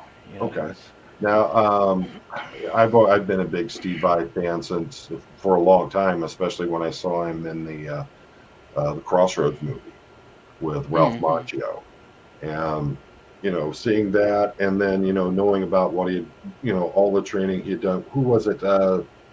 Joe Silvestri or something like that. I think it was the guy who taught them both. Oh, really? Yeah, Joe Satriani. Oh, Joe Satriani. Okay. Yeah, he was the instructor who taught both Steve Vai and Eddie Van Halen. That's why their sound is so matching with the way they play. Because Yeah, they came out of that same school. the Cliffs So of Dover. Hey, you kind know of, what? I know who could replace Eddie Van Halen who's if that? Van Halen was to go out and do. I know the perfect. You're looking right at him, Clearwater Chad. Thank you. Thank I you got very an much. act here for you, Chad. Just tell me which one you need. You never know. Never know. For a moment, I was going to say Chris Shelton, but I think Clearwater Chad could do it. Yeah, I think Clearwater Chad's got that. He's got that. That it's going to sell it. Let's see. Oh, Megadeth. That's a good one. Of course, and your avatar is Megadeth. Yeah, they're a good band. Yeah, and it's waiting to see how it is with them now that uh, the lead singer had throat cancer, I believe it was, but he's since come back. Oh, Dave Um, Mustaine, yeah. yeah, Dave Mustaine. Yeah, that's but they came out with one of the most iconic songs out of metal ever with Peace Sells, and that was one of the title songs for MTV for a long time, was that bass riff that was in the beginning of that song. So yeah, I mean they enormous fame, and he was one of the original members of Metallica and split Yeah. off. Yes, And that's true. I mean, we all know how big Metallica got. But, talking about Thailand and all that, have you heard about the Johnny Somali incident? No, I'm not familiar. How about you, Ted? Have you heard about it? Nope. Mm-mm. I'm gonna do a live on it here in a couple days. But basically, what happened is he's either a TikToker or a YouTuber. He does or something called Twitch. He does live streams. Well, he's been in Japan and making a royal a-hole of himself while he's over there. And he ended up getting arrested, was in jail for 3 months while they were awaiting his trial. And it was all based on the fact that he was over there live streaming, doing these, trying to get people to get into fights with him, stuff like that. And then he got caught going into a construction site that was barred off, no entry and all that. But he decided he was going to go in there anyway, wearing like some kind of goofy mask, and they ended up arresting him.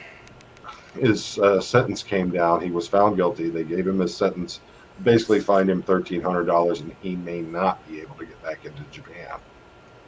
And you think about that. You think about the Logan Paul incident from a few years back, and just how these live streamers are. There's a real thing going on in Japan right now where they're questioning what are we going to do about these live streamers. A few years back, someone got a drone and actually landed it on the roof of the Prime Minister of Japan's home. They banned all drones for quite a while there. So you look at that and you think about how these folks are acting, doing these live streaming stunts when they're in these other countries. Does that, do you plan on doing any live streaming when you hit the Philippines? And what are your thoughts on that?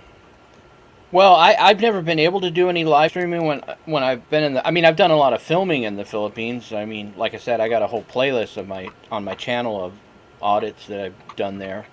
But one of the reasons why I've never been able to live stream in the Philippines is the Philippines. And again, maybe this has changed because I haven't been back since 2019. I highly doubt it, but the Philippines has like the worst internet connections in all of Asia. I mean, the internet is so horrible. I remember trying to like upload a video that I had edited and that I wanted to get uploaded, and I went to like SM Mall, which is supposed to have what they consider high-speed internet, and I went into a Starbucks, and this was like a 10-minute video. And the thing, when you go to upload a video on YouTube, it tells you how long the processing time is and everything. It was like 3 hours and 50 minutes. And I was like, oh, my God. And then there, they only give you an hour of free internet. After that, you got to pay for it. And I was like, son of a gun. Yeah, so the internet... the Philippines just has horrible internet. You know what? Thailand was completely different. And then, I was in Japan. This was from one of my live stream in Tokyo after I got kicked out of the Tokyo org. It's looking out over Tokyo in the Shinjuku, Shinokubo area, but they have amazing internet over there, and the price is ridiculous. I mean, I think it is. We pay $100, like $100 a month for our internet service here. We have the highest speed they have available, but you go over there and you're getting twice as fast, and it's like $15 a month, and in Thailand it's like $5 a month. It was really good in Korea too.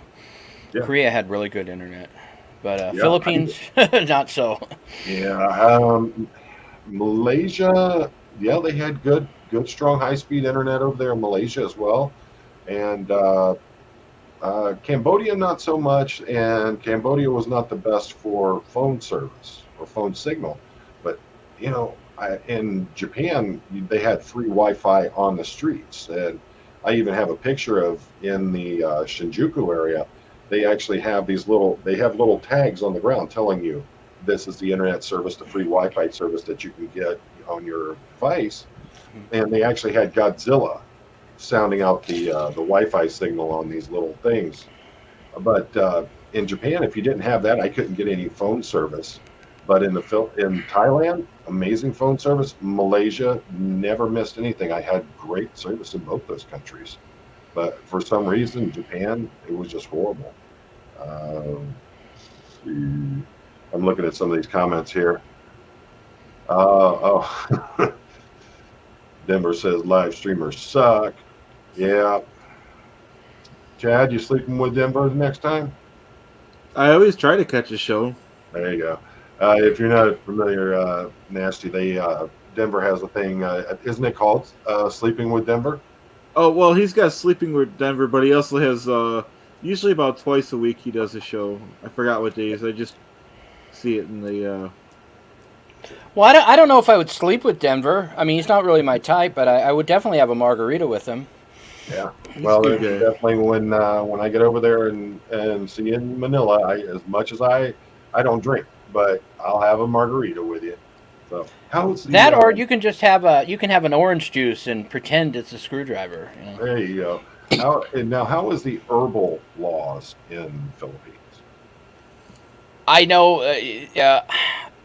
I know you can get, or I shouldn't say I know. I've heard from talking to people that you can get a lot of time for it. Oh, I really? don't know what the actual penalties. I know it's readily available. It's not hard to get. I mean, there's a lot of people that smoke it, but I've heard that if you get caught with it, you can, you know, Yeah. you can The pay some heavy fines and jail time. uh, Thailand had fully legalized it, and they had a ton of dispensaries pop up throughout the country. But I'm hearing that it may have reverted back and may now be illegal. And I mean, you were seeing a lot of YouTubers that had plants growing behind them in their live streams that were going on that live over there. So it's going to be interesting to see how that goes. A lot of people were making some big money off of it. But Well, I think that, go ahead. you were talking about, you were asking me what I thought of like that live streamer in Japan that Right. was doing some of the stunts that he was doing, and what people need to realize is that, I mean, obviously you know this, you've traveled abroad, but and so do Right. I, because I've traveled abroad, but what people need to understand is when you go to a foreign country, your rights as an American, as a U.S. citizen, do not fit inside of your passport. When you go to a foreign country, our whatever rights we have here, our laws, all that goes out the door. You're now in their world, and you're subject to their laws and whatever. So, and I think a lot of people, kind of have this. Oh, I'm an American. I have rights. Well, when you're in a foreign country, I mean, you're like I said, your rights don't fit inside your passport, and people need to realize that and be aware that, certain countries have what may be legal here in the United States could be a very severe, a very serious crime with a severe penalty in another country. So Exactly. you need to be aware of what. I remember, like, okay, when I didn't do this initially, but I think it was when I went back in 2017. I was like, I'm gonna try a go at auditing. I'm gonna do some audits over there. Mm. And so I mean, I think I talked about this with Aaron before, but I got in contact with the Philippine consulate and trying to see what are the laws concerning, public filming and in public places there. And he said, basically what he told me was it's pretty much kind of similar to here. If anything in plain view, you can public filming is photography is not a crime, but and I forget exactly how he worded it, but he said something to the effect of, what you got to realize is you're, and I know this isn't, maybe it isn't really politically correct to say it this way, but basically what he was telling me was you're in a third world country and you're dealing with the police of a third world country. So, I've you know, I've said it. I've said it a lot of times. I don't understand how you can go to another country and not want to be respectful. I before I go to a country, I learn as much as I can about customs, things like yeah. that. I'm going to sit there and I'm going to binge YouTube channels that are from that country before I go over there. And one of the things that really gets me with it is that you have these folks who are doing this and they're doing these ridiculous stunts over there. And they're doing things that are actually illegal in a lot of instances over there. And they're getting away with it because the people over there they they're a very quiet society. They're not going to really get into your face. They're not going to throw a fit. So these guys are doing this and they're at being respectful. They just ignore it as best as they can. But like I said, you had a guy landed a drone on the roof of the prime minister of Japan's home, and they outlawed drones. My problem is how is this going to affect live streamers over there? John Dobb with Only in Japan Go, been a fan of his channel for a long time. He's worried about it. That's how he makes his living, as I understand it, is through his YouTube and his social media content that he puts out. And here it is, you have a real potential that he could lose his income because of the way people are acting. Well, yeah, the actions of one, you know, person affect thousands or more of others. So yeah, I mean it is, and there's talk about this in the 1A community that I'm such a big part of. There's talk about, I'm not going to name channels, but I don't want to throw anybody under the bus, but there are certain channels, and I'm sure you're familiar with some of these, that do take it to the extreme, you know. And I understand everybody's got their own style and their own approach. I'm not saying everybody's got to, issue handsome alerts like I do, but you've got certain auditors that are constantly pushing the limit. And I've done it myself. I've filmed inside of federal buildings and passport offices and stuff, and it's like, okay, yeah, it's a public area, but it's not a traditional public forum, so there's still time, place, and manner restrictions. I push that envelope as well too, but the point I'm getting at with this, and comparing it to what you're talking about, like with this guy in Japan, is some of these really, really extreme situations, the actions of one person or maybe a small group of people could affect everyone. And sometimes I wonder, like, how is some of the stuff that's like going on in my community, the 1A community, is it eventually going to get to the point where we're not going to be able to film police? We're not going to be able to do 1A audits because laws are going to come into place where it's just going to make it very difficult to stand in one place and record without a reason. I mean, but here's my thoughts on that. With them banning the 1A audits and the cameras and all, is if it's a constitutional right. That's the thing. They can make any law they want to, but it's got to pass the constitutional test. And that's where it all depends on who we've got sitting in that Supreme Court when it all comes down to it, because they're the ones who've been backing the strengths of the 1A community as it is. So. Well, yeah, and the thing of it is like, I keep comparing it to the 1A community just because I'm so familiar with that. But like right now, there's a big case going on. It's gotten a lot of not only attention on YouTube and the auditing community, but even mainstream media as well. There was a group of people that were arrested down south in San Bernardino County, and one guy in particular, his channel's called Riverside County Accountability. I've actually interacted with him before. Nice guy, but they're facing some really, really serious charges, and like this guy Riverside, he's being held without bail, and they originally, I think he was arrested on like 3 felonies, then it upped it to 6, and as of right now, he's facing 14 felony charges, some of which are actually kidnapping charges. Really? It's kind of hard to talk about it in a live stream because, obviously I don't know how much time we have left, but like I encourage you to look into that, especially you being, ex-law enforcement. If you type in, like on YouTube, type in Operation Accountability, you'll see videos pop up. Yeah, but it's a case out of San Bernardino County, which is down south, like east of Los Angeles. And it's just and the reason I brought this up because it started to make me think, like, obviously I'm not as extreme as some of the auditors out there. And again, I'm not saying that's good or bad or right or wrong, but I wonder sometimes, like just here in my area where I live, the Central Coast, Santa Barbara County, San Luis Obispo County, I wonder sometimes, will there ever come a day where, let's say, you get some police chief or whatnot that goes, I'm sick of this guy. I'm sick of having to send my officers out to deal with this guy who's auditing a damn Chick-fil-A or whatever. And maybe they do try to contact the district attorney and set up a meeting and say, hey, look, we got this guy. Yeah, it's constitutionally protected activity. He's in a public place.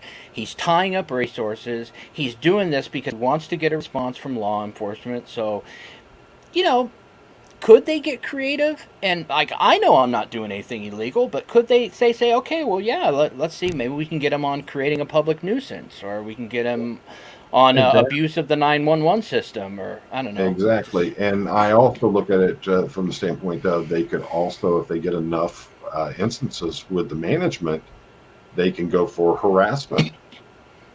And at that point, in a lot of states, they can do what's called legally trespass them, where it's you can't come back.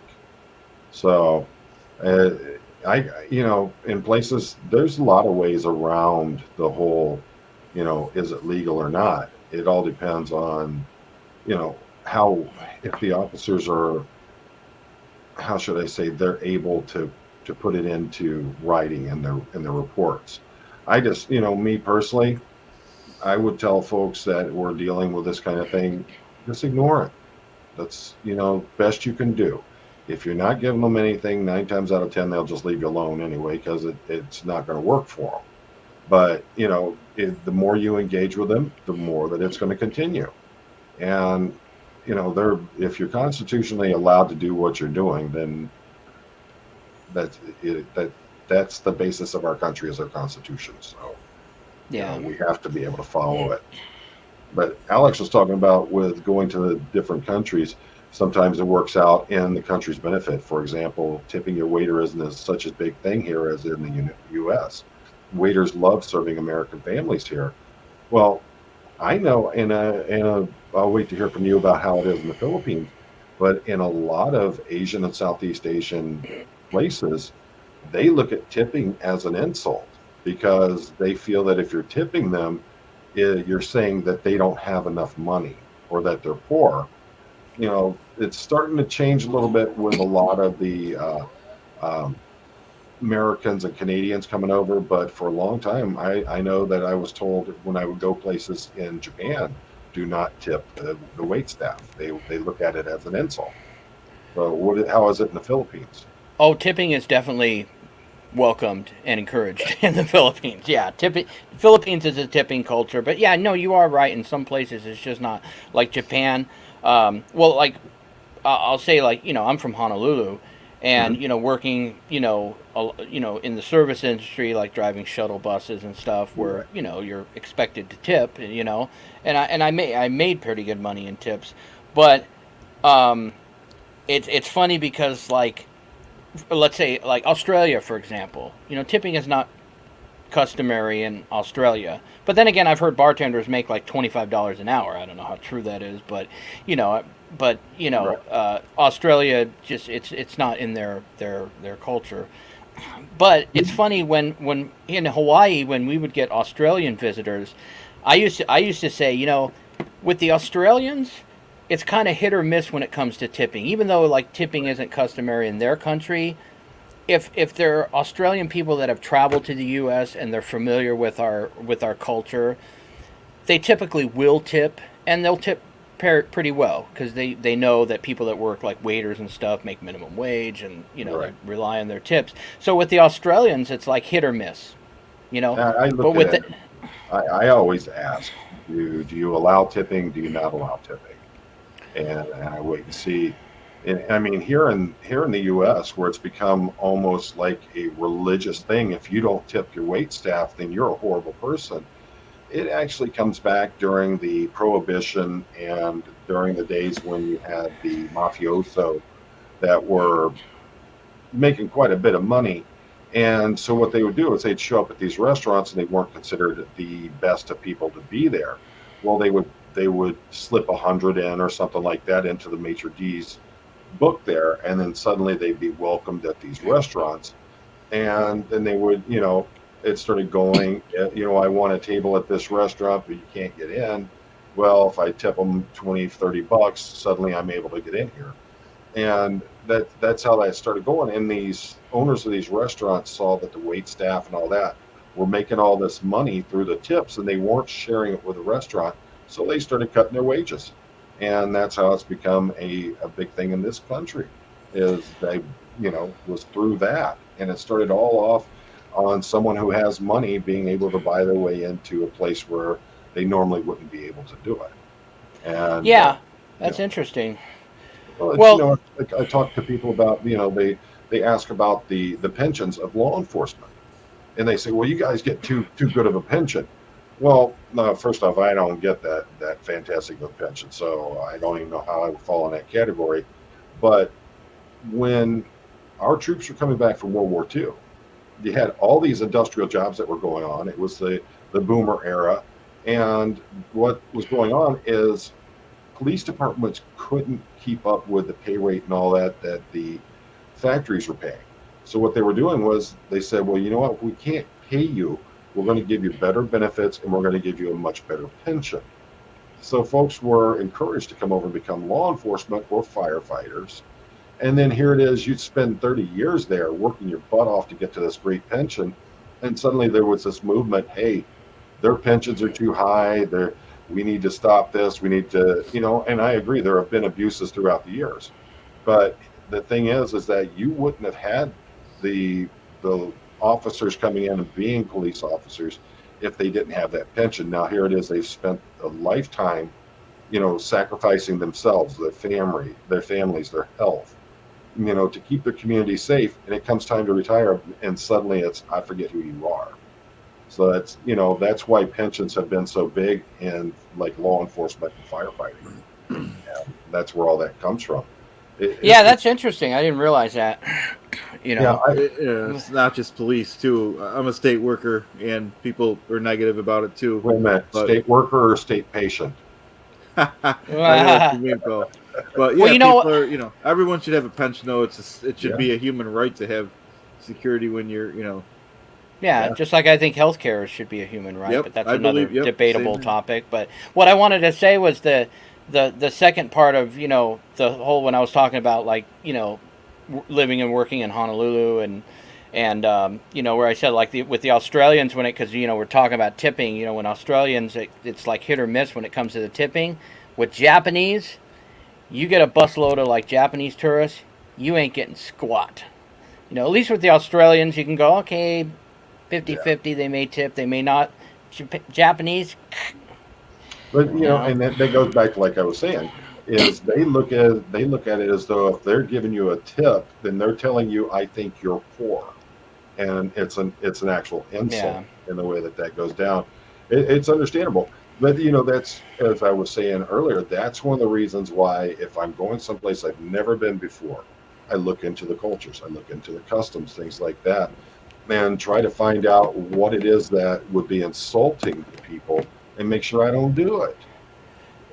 That's, I Well, just think it's a pretty simple thing. yeah, exactly. I remember I was dating this guy, and this is when I was still in Hawaii, and we were talking about that, and he was like, oh, you got to understand, it's like in Japan, they don't do that. Well, they ain't in Japan. They are in the United States of America. And what's that? How does that saying go? When in Rome, you do as the Romans do. Oh, So, I feel you there. I've long thought about, I've always been one of those that we're expected to act a certain way when we go to another country. As I said, the customs and things that are insulting or are expected going into those countries.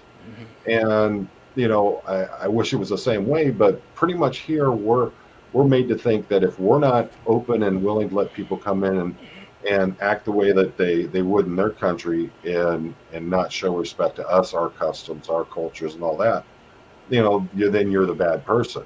But I'm just one voice, same as you. So, we got to deal with what we got. Let's see. Look, and Alex put a couple things. Paul State Alex said something interesting about tipping.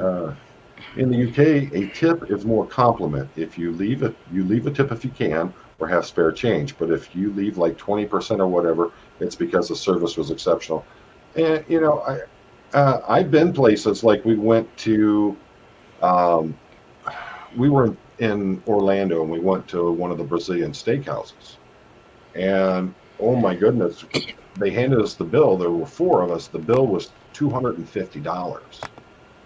Oh, wow. And I looked on the bill, and in the pricing where it broke it all down, it said that there was a $50 tip was added to the bill because we were a table of four or more. Oh, okay, And yeah. I Some saw it on places the do door that. coming in. When we were leaving out, I stopped and looked at it because I was just like, this is ridiculous.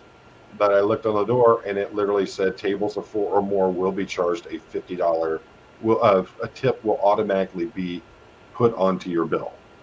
And they got us coming in. So you know it's all dependent on where you're from. Let's see, tips to ensure prompt service from Lee England. Let's see. Uh, Throttle Uh, up must have ordered a manatee. Uh, Me and Matthew the King, we definitely tip bartender Shannon at Louis B's. If Matthew the King's in the chat, he knows about that. I'm looking to see. I've always, I know my daughter's done it. My wife has worked in the service industry like that. One of my daughter's best friends has done it for a long time, and I know how hard it is on them. We owned a restaurant, and so I know it's not an easy job. And dealing with everybody, on top of it, you get a reduced salary because you work in an industry that pays through tipping. So, whereas everybody else is up to 9, 10, $11 per hour as minimum wage, it's still $4, $5 for people in the wait staff because they get tips. But I always try to leave, I try to leave about 20%, if Yeah, unless we're in a really expensive place, but I always try to leave a decent amount for them, and because I know how it is. But yeah. I also understand the folks that feel like they're somehow being pressured or bullied into this just simply because their employers won't pay them good money. So, you know, Yeah. Well, you know what I found when it comes to the different types of people that tip, and when I say that, I'm not talking about different cultures or different countries. I'm right. talking about like all those years, like when I was younger, when I delivered pizza in Hawaii. You know, you'd go into some working class area like Pololo or Kaimuki or Kapahulu or whatnot. And the people generally not only they tip very well, but you Mhm. go in these rich snooty Oh yeah. communities like Wailaiki or Hawaii Lower Ridge or whatnot, like, and they either didn't tip or they tip you like $1 or something like that. It's like, god damn, that doesn't even cover my gas going up the hill. It's like, and so I found that, like, hashtag not all, but in a lot of Mhm. cases rich people are like, the worst when it comes to Yeah. tipping, and maybe that's why they've got so much money. It's That's because they're so stingy. Yeah. I was about to say I saw something where it was like one of those reality shows, and it was a very wealthy man he was going out to dinner, and they were like, "Aren't you going to leave a tip?" And he goes, "How do you think I got rich?" Mm. So, and Denver, this was in Orlando, Florida. I forget the name of it. It was the year that the Harry Potter experience opened up at Universal. We'd taken the kids down there. Big Rail and Dad, you know what? I'm no stranger to buffets, believe me. We used to have some great ones around here, and then we've been to Golden Corral, I don't know how many times. But nope, don't leave any tips at the, you know what? Actually, they do, because you got the folks that come around and clean the tables up. And yeah, so that's, you leave a tip on there, and that's for all the staff that's there. Um, I know I've done it, but I can't remember. It's been a while since I've been to an actual buffet. But yeah, that's what you do. You're leaving it for the staff that's there, and those who are cleaning the tables, those who are preparing the food. That's what that tipping is for. And most of them I've been to, they actually have a jar right by the cash register that says tips. So yeah, buffets, you even get it too. I wonder And if you mentioned earlier the Brazilian steakhouse. mhm, I've been to some different. Like, I went to a Brazilian steakhouse once down in Upland, which is east of Los Angeles, and had a really really great experience. The food was plentiful because you know how they bring it around and they carve the meat Right. off the thing and they Oh put it yeah. on your, and then you put the little thing that says you The want green more or you red. don't want more. Yeah, the Yeah. green red thing. And so I went to this place in Upland. I forget the name of it, but yeah, they were just on it. The service was like, and they would cut off big portions. But Oh then yeah. I went to meet up with this guy that I met in Denver. Denver Stevio might know this place. Who was actually he was actually a Brazilian guy, and he took me to a Brazilian steakhouse Mm. near Union Station called Rodizio. I think it's Rodizio Grill. Uh, um, which is just literally a stone's throw from Denver Union Station. And man, was that crappy. I mean, the Yeah. portions were cutting off these little tiny portions, and there was long pauses between, like, he'd bring over, hey, you want some of this, you want some of that, but there was really long, so they'd cut off this tiny piece. I'd eat it, and I'd be like, I want more meat. Yeah. And so Well, that was Rodizio Grill, I don't recommend it.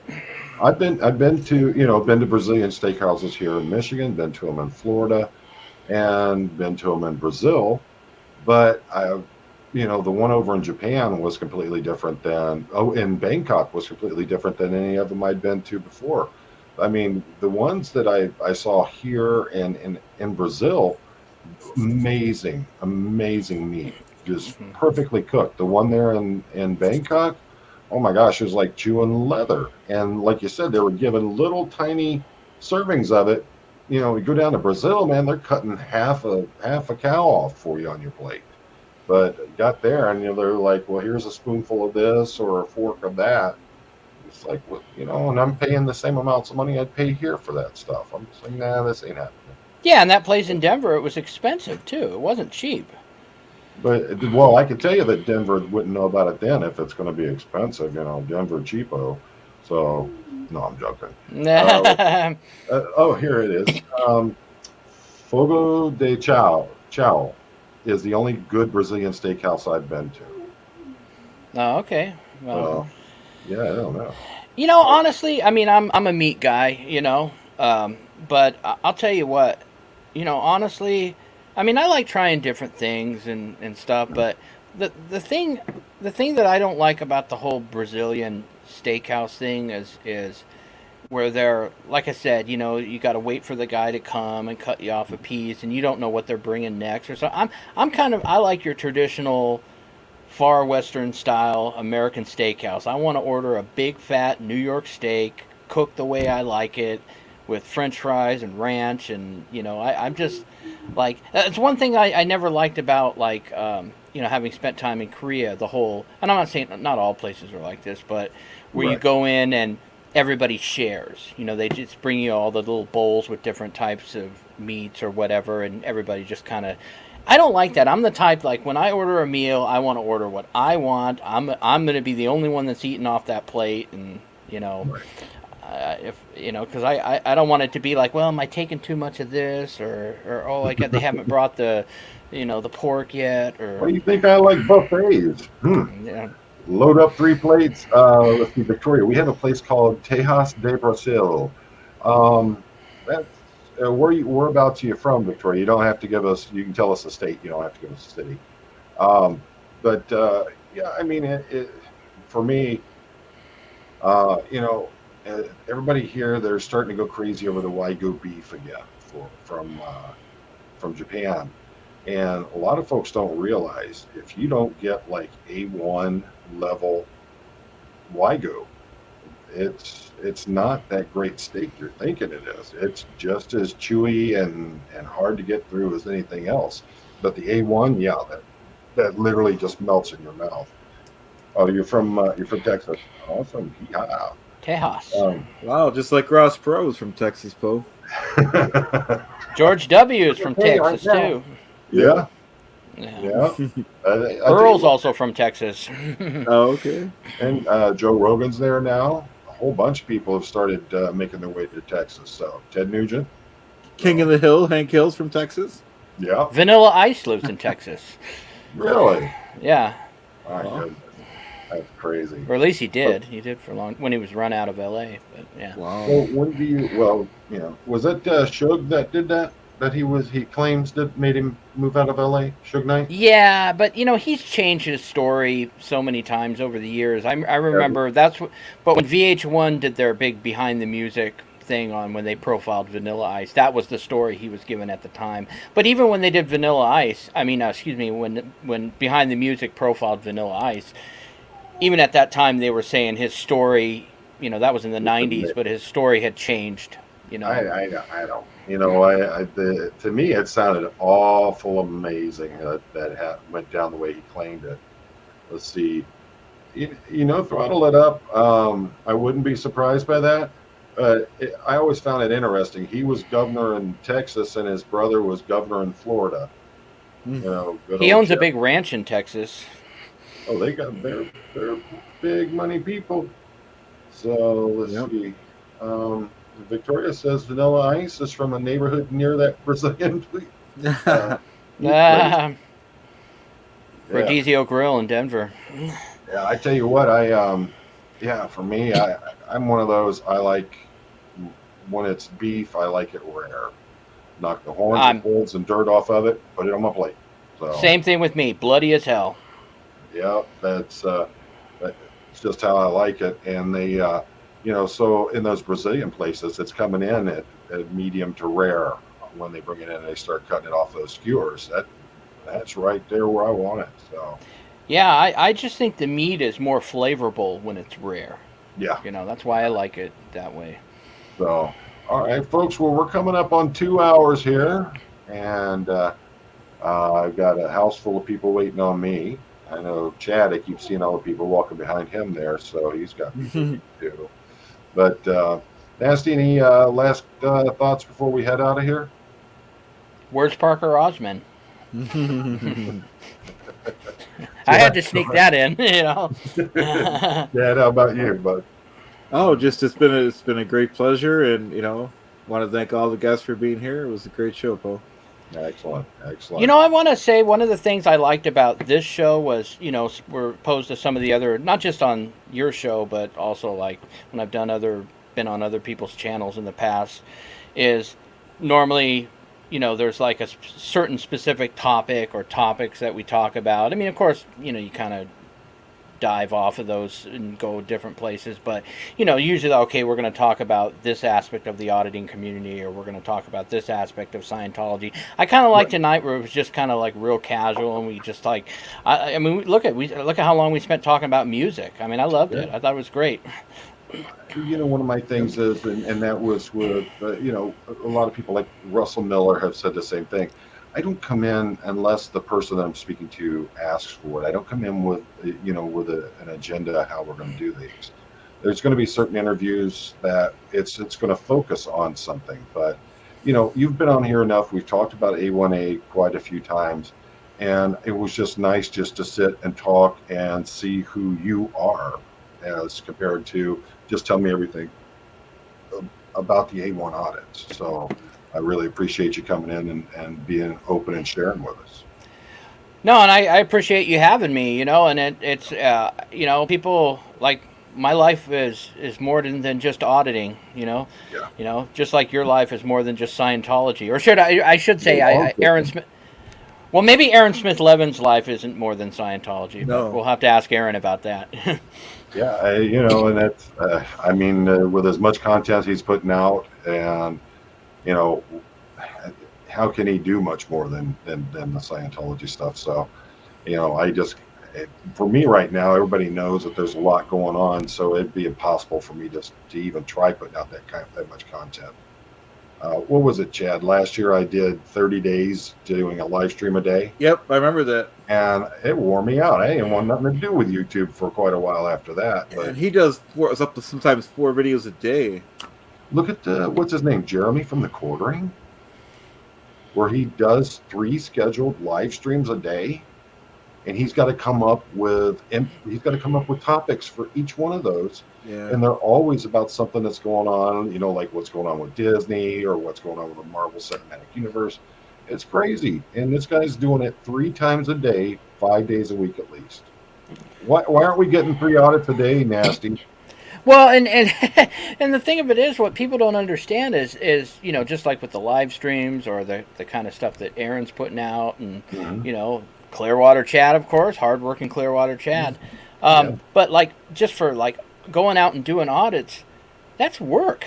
Believe Yeah. it or not, I mean I don't look at it like a job, but it is Right. work, especially when you travel, when you go out of town or go out of state or whatever. Like Yep. this weekend, like I said, I'm meeting up with First Amendment Rights. We're gonna spend, 2.5 days in Palm Springs doing audits, and we're planning to get in, at least 3 audits a day, and then we'll probably do like a church audit before we leave. But it's a lot of work. You got to Yeah. figure the traveling time. Like I got to take the train from Santa Maria down to Orange County, and then it's like a 2-hour drive out to Palm Springs, and then just going to all these different places, parking, walking to the location. You don't know how long you're going to be there, and then the fun part, video editing. Oh yeah. Well, to So me, it's a lot of video work. editing is like working on a Harley. Well, not the new Harleys, but the old school Harleys like I'm used to. Video editing is like that. Ride for an hour, rinse for 4. So, when I put out my recorded content that's not a live stream, you got to figure there's 2 to 3 days in that process, and that's just for a quick one. But you start putting more in-depth stuff out there, and sometimes it can take you a week to get something edited and get it out. So I hear you exactly on that stuff. It's crazy. Yeah, it's a lot of work. I mean, I try really hard to get a video up at least one video up a week. I was What was trying to that shoot for clip? two.